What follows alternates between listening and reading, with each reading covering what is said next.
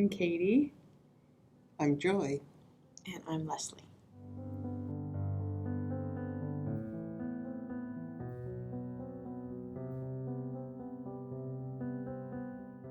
My experience was when I was a young girl, about 14, 15 years old. I was a vulnerable kid. Had a pretty unstable early childhood. My parents were divorced, and I think it left me a little bit vulnerable emotionally. And so when people came into my life, they, I'm sure, saw that and made best use of it. My given name was Joyce. My nickname, I had 3 nicknames: Joy, Sunshine, and a grandfather who called me Joyous. That was until I was 3 years old. At 3, an uncle who was a firefighter decided to destroy my innocence. So my story starts when I was young too, 4, 5, 6. A member of my family also, violated my boundaries. The adults in our family didn't really understand what was happening, and so we were left as very young children to come up with a way to understand what had happened to us and to cope. And it took having my own children, having a little bit of independence from my family to recognize that the things that had happened to me were not okay and were not something that I deserved.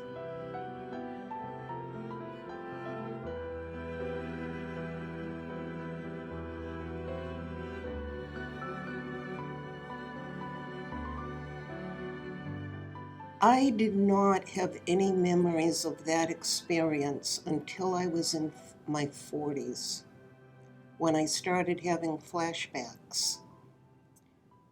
Up until then, I knew there were things that were different about me.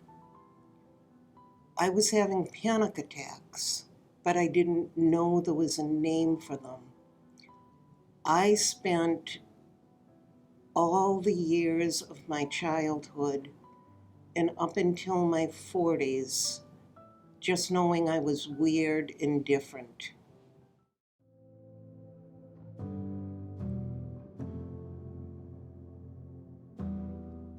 When you bury these things and you have this secret that you carry around with you for so long, it's very isolating and lonely. And even through my individual therapy, which was really helpful, I think I still carried that idea that I was alone. I still felt alone. And that was one of the most powerful things about the group, was for the first time in my whole life, I felt I'm not alone.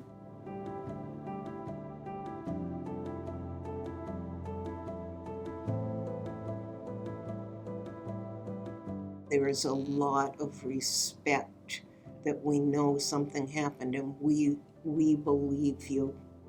And it's so nice to be believed. I think that was part of my initial fear, that I would have to prove myself or earn my seat at the table. And that there was never that was just in my head. There was never a time when I actually felt that way because of something someone had said or something Amy Jo had said or something we were talking about. We all deserved to be there automatically just by showing up. It was our place to be. I was terrified that day one I was going to have to show up and tell all my deep, dark secrets that I'd only told 3 or 4 people in my entire life. And I'm practicing talking about it, and I'm getting better at it, and it's becoming... I'm sure there are reasons for that. I've forgiven myself a lot of reasons, but at that time, even just a few months ago, I the idea of speaking the words of what happened to me were still very difficult and very scary for me. And I thought, oh, they're going to ask me what happened to me, like right off the bat. And I was terrified of it. But I was like, I have to do this. I have to take this step. And then I got here, and we didn't even talk about what happened to us until like the last week. Yeah. It didn't matter.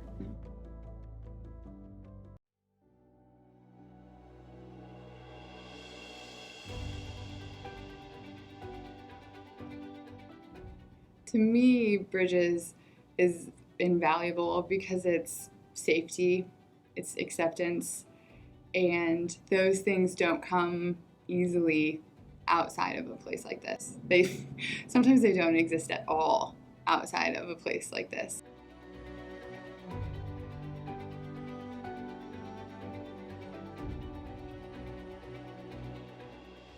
For it to be accessible to anyone is part of what makes it so important and so valuable, because it's an unfortunate truth that violence and abuse can happen to anyone, and that's why the resources to help people who've experienced this need to be accessible to anyone. I think the fact that a nonprofit that does so much, I mean, just the building's beautiful. You have all these spaces that can be used for different things. But the fact that this exists in our own community, I feel really lucky that I live like 10 minutes away. And this was right here for me. All I had to do was look on the internet and find it. I feel really, really lucky that this is in my backyard, right here. And it was here exactly when I needed it.